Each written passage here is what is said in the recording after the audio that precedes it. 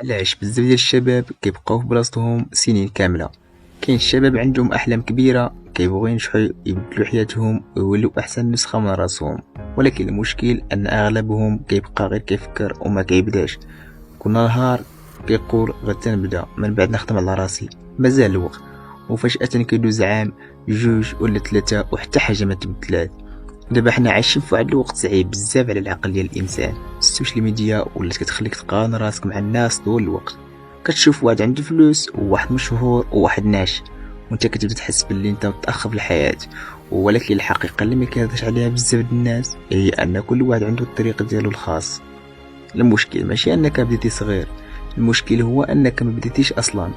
حتى الناس اللي ناجحين اليوم كانوا عاديين بحالك، كانوا كيخافوا كيطيحوا ويشكوا في راسهم، ولكن الفرق الوحيد هو انهم بداو.